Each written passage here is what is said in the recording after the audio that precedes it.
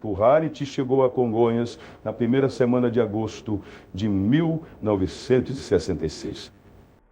Acompanhava-o sua assistente Solveig Clark, uma bela e eficiente americana de ascendência norueguesa. A primeira tarefa seria estudar um dos aspectos da habilidade de Arigó, sua capacidade para diagnosticar doenças. Não demorou muito e uma caminhonete velha surgiu na esquina, dirigindo-se para o estacionamento do Hotel Freitas. Por pouco não bateu num poste, cantando o pneu ao parar. Dela desceu uma figura imponente que Solveig reconheceu no mesmo instante. Arigó, que alegremente atravessou a rua, dirigindo-se ao bar. Como de costume, usava camisa esporte com um colarinho aberto e uma calça não muito limpa, parecendo justamente o oposto da figura de um místico. O que mais impressionou Solveig foram os olhos do médium. O olhar de Arigó era caloroso e profundo, além de transmitir grande autoridade. Juntos, o médium e os dois visitantes atravessaram a rua, dirigindo-se à clínica. Após alguns instantes, Arigó iniciou o seu trabalho. Na manhã seguinte, Solveig e Puharich estavam prontos para dar início ao seu estudo sobre o método usado por Arigó para fazer diagnósticos. Tinham encontrado uma jovem que aceitara servir de intérprete para eles. Embora a moça ficasse tão maravilhada ao observar o trabalho do médium que muitas vezes se esquecia de traduzir. O plano era simples. Arigó tinha concordado que faria o diagnóstico de cada paciente assim que ele se apresentasse. Não perguntaria nada a ele. Todos os diagnósticos seriam gravados. Em seguida, Solveig entrevistaria o paciente para saber se trouxera o parecer de outros médicos, de modo que pudesse compará-lo ao de Arigó. Caso houvesse uma divergência de opinião com relação ao diagnóstico do médium, o do médico prevaleceria. Esse método seria usado porque seria impossível reexaminar o paciente. Puharich e Solveig trabalharam 3 dias inteiros ao lado de Arigó. Consideraram os primeiros 1000 pacientes como uma amostra básica para um estudo preliminar. Sabiam que aquele não seria um estudo definitivo, mas os resultados seriam inestimáveis para a avaliação do potencial de sucesso de toda a equipe de pesquisa. Ao fim do 3º dia, Puharich e Solveig reviram suas anotações, fazendo um resumo dos resultados. Eram impressionantes. O caso de uma americana de 42 anos, esposa de um advogado de renome, que durante a maior parte da vida sofrera de várias alergias que supostamente lhe causavam fortes enxaquecas. Depois de ter consultado especialistas, tanto nos Estados Unidos como na Europa, o casal tomou um avião para o Brasil a fim de ver Arigó. A receita que ele deu à mulher foi, como sempre, irracional do ponto de vista médico. Ao regressar para os Estados Unidos, Puharich teve a oportunidade de acompanhar esse caso. Não se verificou nenhuma reação contrária com o emprego desses medicamentos, embora isso fosse muito provável devido às grandes doses receitadas. A paciente seguiu o tratamento por cerca de 2 meses, durante os quais as dores de cabeça diminuíram pela primeira vez em 20 anos. Depois disso, ocorreram alguns raros episódios de enxaqueca, porém insignificantes, se comparados à intensidade dos ataques anteriores. Em 6 meses, eles desapareceram completamente. Puharich resumiu em seu relatório. É possível concluir que Arigó tem uma aptidão paranormal para fazer diagnósticos clínicos. uma porcentagem acima de 95%, representava de fato uma habilidade notável, mas ainda não explicava como ou por que o médium era capaz de fazê-los. Em sua rotina de trabalho, Arigó tratava de vários casos oftalmológicos. Puharich, bem como todos que assistiam a essas curas, não conseguia se habituar àquela parte da sua técnica cirúrgica. Não importava quantas vezes tivesse observado o médium introduzindo a faca na cavidade sinovial ou por trás do globo ocular do paciente. O cientista não conseguia imaginar como uma pessoa consciente podia aguentar tamanha dor ou superar o medo. Os casos em que Arigó deixava a faquinha espetada no olho do paciente enquanto se virava para pegar um chumaço de algodão ou qualquer instrumento eram especialmente impressionantes. Ao voltar para os Estados Unidos, Puharich não conseguia afastar da memória o caso do paciente cuja cirurgia assistira em sua primeira viagem e que espantara uma mosca do rosto enquanto seu olho estava quase saltando da órbita.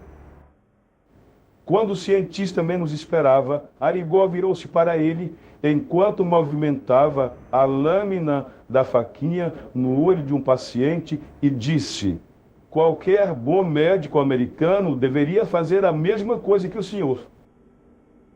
E continuou manipulando a faca sem nenhuma piedade. Pegue, disse ele a Puharich, pegue o senhor a faca. Antes que ele pudesse compreender o que se passava, Arigó agarrou a mão dele e obrigou-o a segurar com força o cabo da faquinha. Puharich sentiu-se fraco e achou que ia desmaiar. Retirou a mão, mas o médium tornou a pegá-la com força, obrigando-o a segurar o cabo e forçando-o a empurrar a lâmina até o seu limite. Ficou horrorizado, mas notou uma coisa. Parecia haver uma espécie de força repulsiva que inexplicavelmente só funcionava com Arigó e com ninguém mais, quando ele executava aquela manobra, exceto se o médium guiasse a mão dele. Puharich estava determinado a descobrir até que ponto Arigó era capaz de fazer seus diagnósticos na terminologia moderna da medicina. Embora ele definisse o estado dos pacientes em português, era fácil nas gravações traduzir a fala do médium para termos médicos bem claros. O doutor Mauro Godoy estivera presente para auxiliar nesse sentido, inclusive durante o jantar. Como é que o senhor conhece tanto a terminologia da medicina moderna se nunca a estudou? Perguntou Puharich. Depois de Dr. Godoy traduzir a pergunta, Arigó riu e respondeu: é a coisa mais fácil do mundo. Apenas ouço o que a voz está me dizendo e depois repito. De que voz está falando? Perguntou Puharich, presumindo que a resposta seria do Dr. Fritz, mas queria ouvir isso do próprio Arigó. Da voz do Dr. Fritz, confirmou o médium. Sempre a ouço aqui no meu ouvido esquerdo. Se as pessoas estão fazendo muito barulho na sala, não consigo ouvir direito e por isso mando que fiquem quietas. A voz fala com o senhor em alemão ou em português? Indagou Puharich. Eu sempre ouço em português, não sei alemão. Se algum curioso quer falar em alemão com o Dr. Fritz, eu simplesmente reproduzo o que ele está me dizendo, mas não entendo o que repito. O senhor compreende os termos médicos? Tornou a perguntar Puharich. Não, só repito aquilo que ouço. Ao terminar a conversa, aquelas respostas dadas tão espontaneamente pareciam mais incompreensíveis do que nunca. Havia apenas uma coisa prática a ser feita: analisar a evidência estatística dos diagnósticos exatos. Estes podiam ser verificados, embora ainda restassem muitas perguntas que não pareciam ter respostas. Arigó parecia ficar aborrecido quando Puhallet insistia em falar sobre a questão da língua.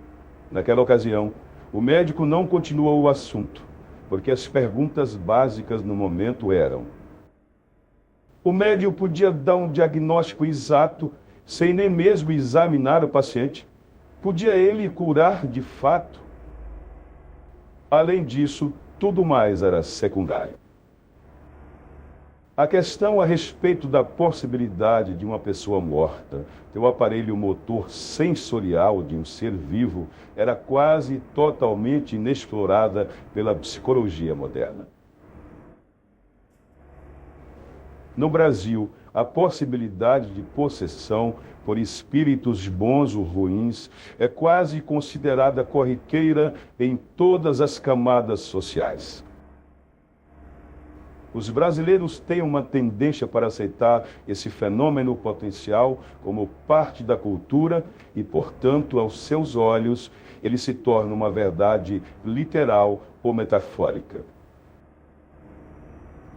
No Brasil, muitos admitem o conceito da possessão, sendo, portanto, culturalmente aceitável considerar tal fenômeno como postulado viável. As realizações materiais do médium eram completamente óbvias e observáveis, tanto para os estrangeiros quanto para as pessoas do seu próprio país. Qualquer um que o estudasse só poderia chegar a esse patamar material se o julgasse racionalmente. Fundamental nesses planos era o estudo daqueles aspectos do trabalho de Arigó que podiam ser explicados e relatados na teoria e na prática aceitas pela medicina moderna. Esses aspectos do trabalho do médium seriam claramente separados daqueles que não podiam ser explicados por nenhuma teoria ou prática conhecida pela medicina moderna. A fase mais esotérica teria que receber atenção especial, mas, como sua origem ainda fosse obscura, não teria prioridade. A voz que ditava a Arigó seus diagnósticos corretos seria estudada, mas considerariam primeiro as estatísticas com relação aos diagnósticos e tratamentos propriamente ditos. O problema de pesquisa que teriam de considerar, por fim, seria identificar a natureza da inteligência do Dr. Fritz.